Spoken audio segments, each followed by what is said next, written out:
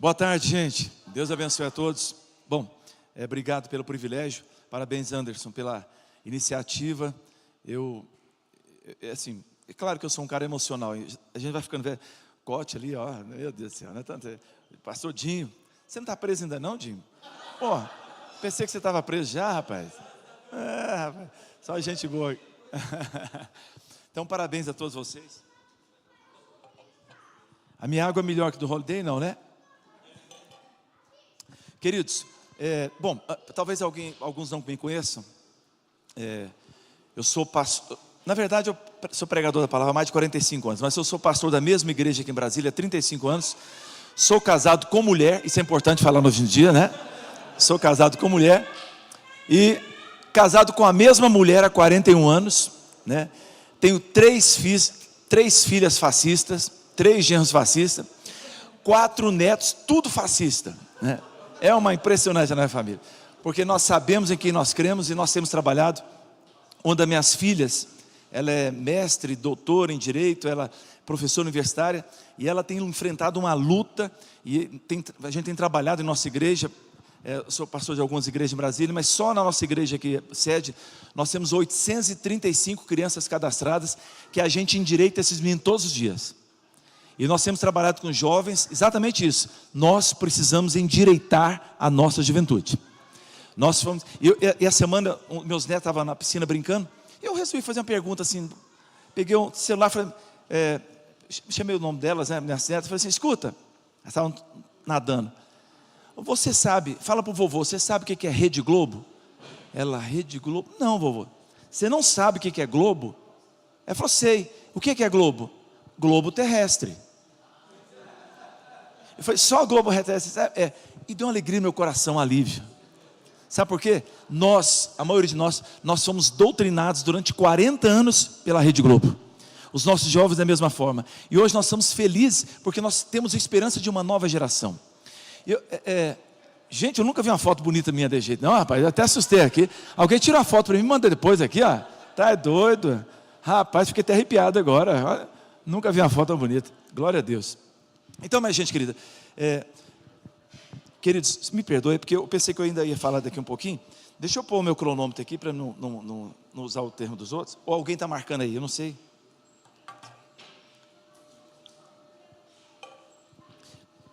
Eu queria então usar meus minutos falando da seguinte forma, queridos. Tudo que foi dito aqui é maravilhoso e eu concordo 100%. Mas tem uma coisa, se nós não trabalharmos com isso, nós não teremos resposta no Brasil. Eu já tenho, estou fazendo agora, daqui uns dias, 65 anos de idade. Já tenho filhos pastores e sou terceira geração, e a gente tem trabalhado muito, pessoas têm batido na gente, não importa. Nessas todas as manifestações aí, tinham certeza que eu seria preso, porque puseram minha foto lá quebrando as coisas, eu não estava lá. Minha foto estava no Ministério da Justiça, estava no gabinete lá, minha filha advogada, a gente tentou trabalhar, aquela quebradeira em Brasília, o Alexandre Frota colocou minha foto, que é uma mentira isso, tá? Que ele falou assim, o pastor do Bolsonaro quebrando ônibus em Brasília, que não é verdade, não sou pastor do Bolsonaro e nem estava quebrando ônibus, né? Mas as pessoas querem, a gente tem uma ligação com o presidente, sempre querem detonar. E eu falei assim, olha, minhas filhas ficaram preocupadas, eu falei assim, gente, se nós não tivermos disposto a morrer, não só por ser preso, por aquilo que a gente acredita, nós não estamos prontos ainda. Essa que é a verdade. E nós precisamos não apenas ser uma igreja intencional, nós precisamos ser um povo intencional. E importante falar isso, não adianta eu ficar fazendo discurso aqui, se eu não for intencional. O que é intencional? Intencional é o oposto do Zeca Pagodinho. Zeca Pagodinho diz, deixa a vida me levar. E ser intencional é, eu não vou deixar a vida levar. Ser intencional fala assim, eu não estou indo para o futuro, eu estou construindo um futuro para onde eu quero ir. Essa que é a diferença. E se nós não começarmos a trabalhar isso com os nossos jovens, com as nossas crianças, como eu falei na nossa igreja, tive agora um acampamento com centenas de crianças, eu ensino para os meninos todos os dias que são homens, que as meninas são mulheres, e nós começamos a ministrar aos pais, e na igreja nós somos muito abertos, e a pessoa fala assim, essa igreja é política? Não, nós temos valores, e nós estamos defendendo valores, e não precisamos morrer pelos valores se for preciso. E quem não ama esses valores, pode ir embora, porque aqui nós vamos estar sempre pregando os valores, como o nosso querido disse, a igreja talvez seja a última porta. E aí, queridos, tem um texto aqui que eu não vou ler, vou citar, para me ganhar mais tempo, que é Josué 14, de 6 a 15. Esse texto, quando fala que os espias foram espiar a terra, e algumas coisas aconteceram. Primeiro, alguns deles voltaram com um relatório negativo e outro positivo. Os que voltaram com relatório negativo morreram, foram engolidos naquele deserto. Os que voltaram com relatório positivo prosperaram. E eu quero falar aqui exclusivamente, a gente todo mundo sabe, talvez quem conhece a Bíblia sabe que eu estou falando de Josué e Caleb, mas eu quero falar exclusivamente sobre Caleb. Caleb para mim foi um homem extremamente intencional. Caleb, ele não fazia as coisas por acaso. Jesus foi intencional, nada da vida de Jesus foi por acaso.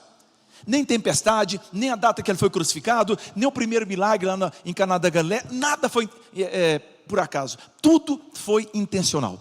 E hoje, como igreja, como política, como brasileiros, nós vamos ser intencionais.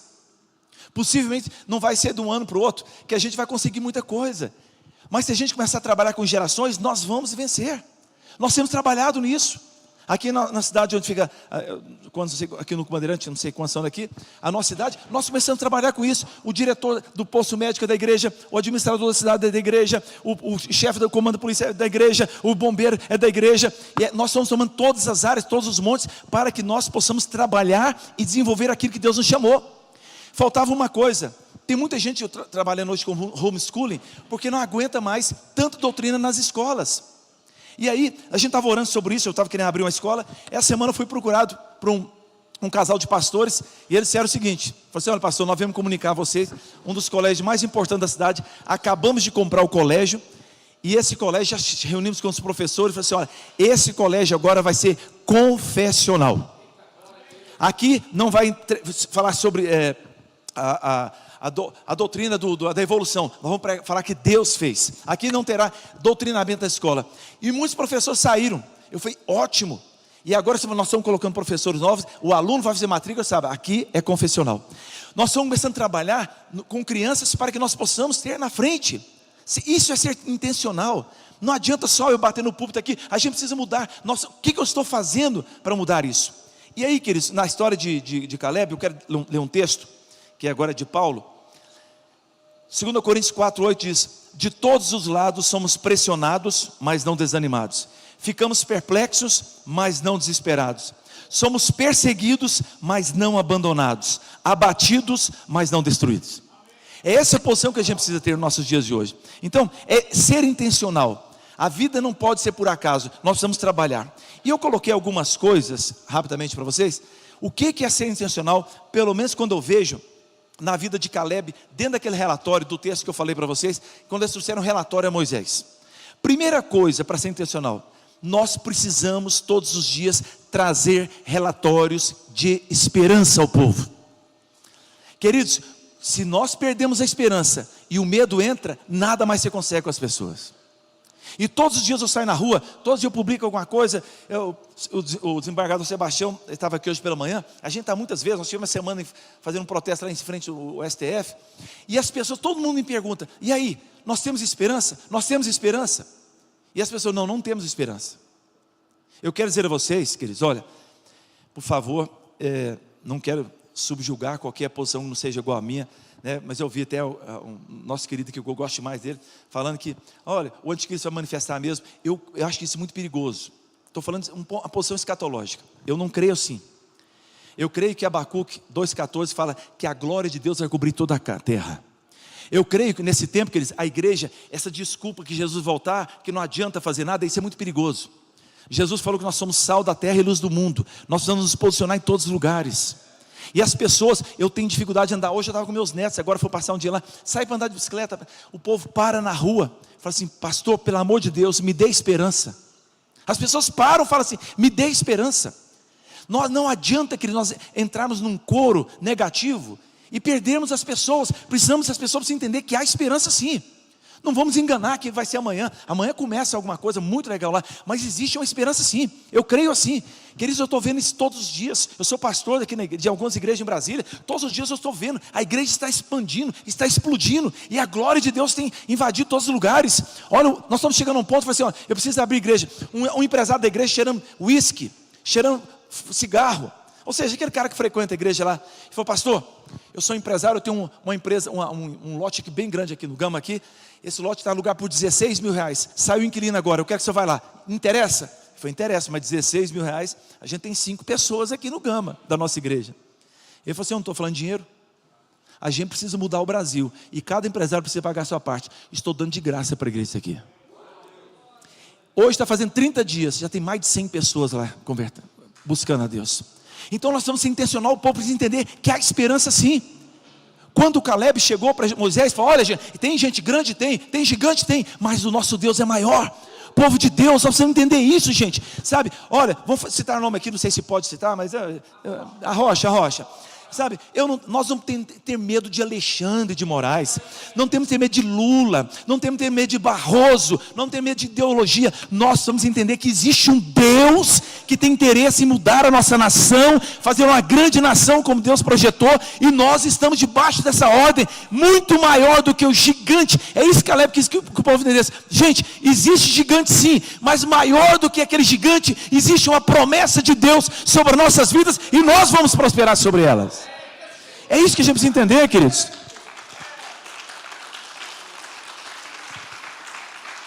Então, primeira coisa, a gente precisa trazer relatório de esperança. Como eu estou com um tempinho aqui, eu vou contar uma história. Eu queria até que o Anderson Silva, ou depois alguém conta isso para ele, não estou vendo aqui, mas porque ele tem esses fatores na vida dele, na família dele. Em nossa igreja tem um menino, chama Mateus, e ele tem um TDAH muito alto, além de outras dificuldades psicológicas. A mãe dele, o pai dele, crente, uma bênção. E esse menino, ele foi expulso aqui em Brasília de 9 escolas. Vou repetir para vocês não pensarem que eu estou enganado. Ele foi expulso de 9 escolas, porque nenhuma escola conseguia lidar com o TDAH dele. E esse menino começou a entrar em depressão. Não tinha amigo, não tinha escola. Começou a se queimar a barriga, cortar o braço. E um dia a mãe dele, isso que a gente precisa entender, gente. A igreja precisa entender essas coisas. E a mãe dele foi fazer um curso na Itália. Ele estava 2 meses trancado num quarto, sem sair. A mãe dele chama Lilian, ele chama Mateus. São minhas ovelhas. Não estou falando de um livro que eu li lá. E ele pega e manda mensagem: mãe, eu quero que a senhora me perdoe, porque eu sempre quis suicidar. E não tive coragem de medo de ir para o inferno, mãe. Mas eu consultei no Google e descobri que eu posso suicidar, que eu não vou para o inferno. Então, mãe, não se culpe, que a senhora foi uma mãe excelente, mas eu estou mandando essa mensagem para despedir da senhora. A mãe na Itália. Sabe o que a mãe falou? É isso que o povo de Deus da sabedoria. Foi: meu filho, deixa eu te falar uma coisa. A mamãe não te educou segundo o Google. Os valores morais da nossa casa não estão no Google, estão na Bíblia Sagrada. Então, meu filho, em cada cômodo da nossa casa você vai encontrar a Bíblia. Vai lá e pesquisa. Se você encontrar alguma coisa para isso, a mamãe vai concordar. E ligou para o marido dela. O marido dela voltou para casa. Quando chegou em casa, o Mateus estava debruçado sobre a Bíblia, chorando. Sabe o que aconteceu? Aquele dia, Deus curou o Mateus da depressão. Ele continua com TDAH, outra coisa. Tem um detalhe: 9 escolas expulsaram ele. Ele formou recentemente. Uma das escolas que o expulsou, o convidou para trabalhar lá. Ele ajuda na igreja. A minha filha, que é doutora, é mestre e tal, ela está fazendo muito, escrevendo bastante, um curso. Ela trabalha sobre defesa da fé. E ela trabalha muito sobre a ideologia. Ela dava ciência política na faculdade. E ela está estudando. Sabe que é o braço direito dela? Um cara excelente, inteligentíssimo, o Mateus. Hoje está na igreja, ele é útil demais para nós. E quando as pessoas ficam: não tem mais solução, nós precisamos ter relatórios positivos, gente. É isso que Caleb fez. Nós temos relatório: tem gigante? Tem dificuldade, mas existe promessa e nós podemos entrar lá. E aquela geração toda foi consumida porque eles não tinham esperança. Eles não conseguiam enxergar o que Deus queria mostrar na vida deles. E aí, gente, aqueles homens perderam. Segunda coisa que a gente precisa entender é que nós precisamos ser resilientes. Eu sei que todo mundo sabe o que é isso, mas numa comparação bem fácil, resiliente é o movimento da mola, né? Você empurra a mola para baixo, ela volta. Você empurra, ela volta. Isso é o movimento da resiliência. Queridos, muitas vezes vem luta, vem provação, vem uma coisa, mas nós precisamos ser resilientes. É isso que o povo de Deus tem. As pessoas que vencem, elas têm resiliência na sua vida. E aquele povo conquistou, virou 40 anos e eles continuaram firmes. Terceira coisa, nós precisamos conquistar todas as montanhas. Queridos, não vai mudar só o discurso que eu falei. A gente precisa entrar nas escolas, a gente precisa entrar nas faculdades, nós precisamos entrar. Esses dias eu vi, Anderson Silva, você falando, você estava num podcast, me parece, e você falou uma coisa assim: olha, quais são os missionários da música que nós temos? Você falou isso aí. A gente precisa, não adianta a gente estar querendo aqui, a gente precisa ter um Roberto Carlos da vida lá. Você não usou Roberto Carlos não, mas alguém que cante e que seja, eu fui 37 anos da justiça. Eu era pastor, estava lá, muitas vezes dentro do tribunal. Eu entrei na sala do presidente do tribunal, podia estar nomes aqui, desembargadores, que eu fui lá orar, o cara estava se acabando no chão. Eu em algumas sessões entrei para expulsar demônio. Então nós precisamos ter médicos cheios do Espírito Santo, advogados cheios do Espírito Santo, juízes cheios do Espírito Santo, professores, faculdades, nós falamos de todas as áreas, cantores, estou falando cantor porque o Anderson esse dia falando no podcast, nós precisamos, queridos, se nós não formos intencionais, tudo precisa ter intenção, a gente precisa sair daqui hoje, qual a nossa intenção, o que nós podemos mudar? Eu fiquei feliz sentado ali, ouvi algumas pessoas, aprendi, achei legal, muito bom, eu fico feliz, mas qual a intenção, como nós podemos mudar, a partir de quê? Se nós não formos intencionais, queridos, nós vamos ser Zeca Pagodinho. Ou nós temos a inspiração de Deus, de Jesus, que é intencional, ou temos a inspiração de Zeca Pagodinho, deixa a vida me levar. Nós precisamos fazer, queridos, o futuro. O futuro é uma esperança, queridos. Nós precisamos construir. Eu vejo um futuro que a gente trabalhando nesse Brasil, talvez sofrendo a perseguição aqui outra, mas nós vamos fazer. E eu vou dizer uma coisa aqui. E fala isso aqui, ó. Eu não tenho que ficar puxando o saco do Anderson Silva, não. A gente é 2 turrão. Mas, muitas vezes, nós falamos, eu sou de direita, eu tenho os valores. E aonde está escrito isso? Aonde você está falando? A sua igreja sabe? Por que você não manifesta? Por que não ensina ao povo? Aqui em Brasília, quando aqueles presos de 8 de janeiro foram presos, e mesmo eu, estando ameaçado de ser preso, embora nem lá estava, eu comecei fazer uma vaquinha e ajudar aquelas mais de 1000 pessoas. Na nossa igreja tinha gente, a igreja é grande, tem gente em todas as áreas. Gente carcerária, falou, pastor, as mulheres aqui não tem absorvente. Elas são obrigadas a toda roupa branca aqui, calcinha branca, roupa branca. A gente precisa comprar e tal. E era uma quantia grande. Eu estou falando de 1000 pessoas, queridos. Eu peguei com alguns pastores amigos e falei assim, escuta, vamos fazer uma vaquinha aqui, cara. Eu fiz um levantamento por alto, dava 12 mil reais. As roupas que a gente precisava comprar. Sabe que muitos pastores aqui, que eu falei que era de direita aqui em Brasília, sabe o que eles falaram para mim? Pastor, não quero mexer nisso não, porque depois vão seguir o Pix e vão chegar até mim.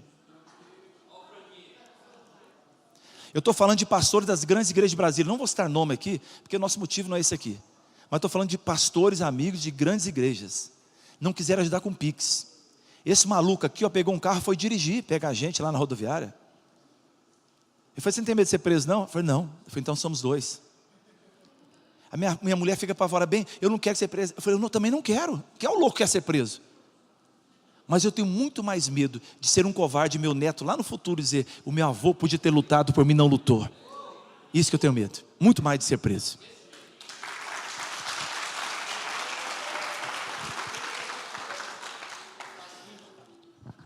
Então, nós seremos intencionais quando trazemos relatórios diferentes, quando somos resilientes, quando conquistamos montanhas. E eu vou falar uma coisa aqui que a gente precisa trabalhar muito, querido, quando nós lutamos por nossos filhos. Só lembrando a vocês, quando o Caleb entrou na Terra Prometida, depois de 40 anos, não estou falando quando foi relatório não, quando foi o espia não, depois de 40 anos quando ele voltou, ele tinha 85 anos. Aí ele fala para Josué, olha, dividindo a terra, eu quero as montanhas. Aí Josué fala, cara, a montanha tem gigante. Gente, pela lógica, se alguém já foi um país histórico aqui, se viaja lá na Europa, todos os castelos, toda a cidade fortificada, geralmente é em lugar alto. Por quê? Quando você guerreia, você está do lado de cima, é mais baixo combater quem está embaixo. Você já jogando água quente, uma pedra vira uma pólvora. Então sempre é no lugar alto. E Caleb falou assim, eu vou subir, com 85 anos. E Caleb subiu e venceu os Anaquins. Aliás, de todas as tribos de Israel, o único que cumpriu rigorosamente a ordem de Deus de eliminar todos os inimigos para não haver contaminação no meio de Israel foi Caleb. Agora veja que coisa interessante, eu fico até arrepiado quando eu começo a falar nisso. Um dia, lá na frente, Caleb já tinha uma filha, né? Mas um dia a filha dele casa com um cara, primeiro juiz de Israel, Otoniel. A filha de Caleb chamava Axa. Olha que interessante, quando Axa casa, ela vai e pede um presente ao pai dela. O que o pai dela dá para ela? Terras. Aí ela falou, pai, mas não tem água, então eu vou te dar fontes superiores e inferiores. Sabe por que Caleb conseguiu dar sua filha, sua descendência? E Axa era o mesmo nível de Caleb, viu? Filho de peixe é peixinho sim, viu? Pode ficar tranquilo. Sabe por que Axa, ela conseguiu aquilo lá? Porque um dia o pai dela lutou. Caleb subiu as montanhas, venceu os gigantes, para um dia falar para meus filhos, meu filho, isso aqui é do meu suor, do meu sacrifício, do meu sangue, hoje eu posso dar a vocês, porque um dia lá atrás eu pude lutar e vencer os gigantes. Esse é o desafio do Senhor para nossas vidas, isso é ser intencional. Eu tenho 65 anos, pode ser que eu não veja muita coisa, mas eu quero que minhas filhas e meus netos vejam, e só vão ver se nós trabalharmos hoje, queridos, não é amanhã. Uma das coisas que o Sebastião Coelho falou aqui de manhã, uma das coisas que ele fala, gente, o medo precisa acabar. E amanhã espero que na Paulista demonstre isso. Medo de quê, meu Deus do céu? Medo de quê, queridos? Quem tem medo é porque não tem convicção daquilo que está defendendo. Não tem, não tem. Pode falar que tem, não tem. Porque Deus sabe, eu falo aqui em nome de Jesus. Deus sabe, eu não tenho medo não quero ser preso, pelo amor de Deus, não quero ser. Mas se for, não tenho medo de perder minha vida. Eu tenho medo de fracassar naquilo que Deus espera que eu faça na minha vida. Esse é o meu medo. E nós vamos ser assim, queridos.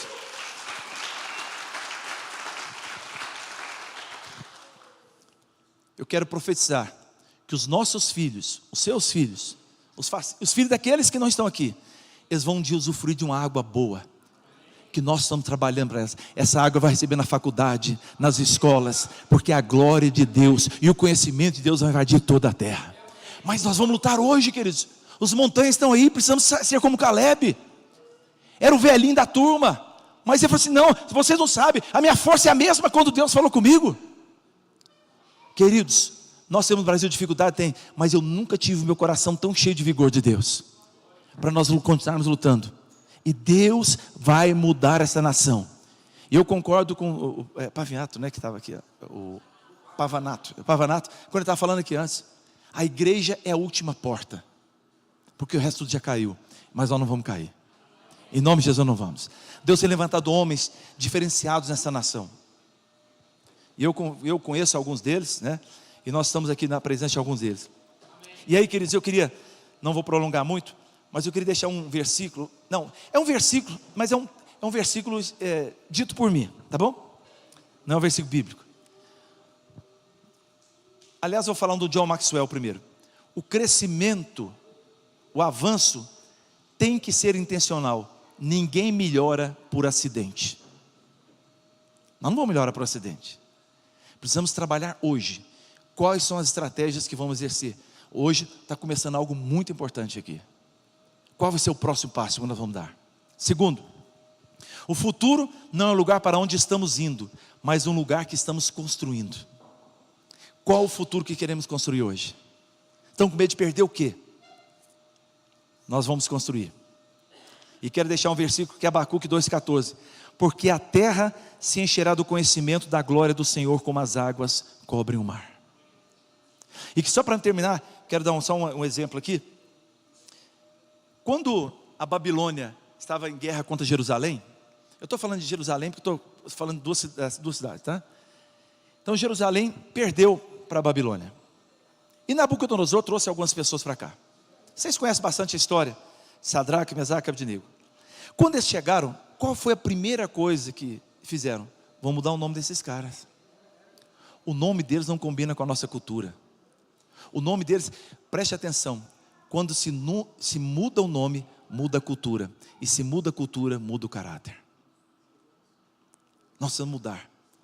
E hoje, percebe que o diabo está fazendo a mesma coisa? Homem não é homem, mulher não é mulher. Sabe, nós precisamos mudar essa estrutura. Eu vi uma pesquisa, nos últimos 10 anos, aumentou o número de pessoas indecisas do sexo, que fala que é mudança de sexo, nos Estados Unidos, estou falando em 10 anos, 4.000%, não é 4 mil pessoas, 4.000%, porque a doutrina da Babilônia falou assim, não, você não é isso, você é aquilo. Queridos, nós somos a contracultura desse mundo, e nós vamos vencer, e eu creio que nós vamos vencer. Que Deus nos ajude, que Deus nos capacite. Obrigado, Deus abençoe.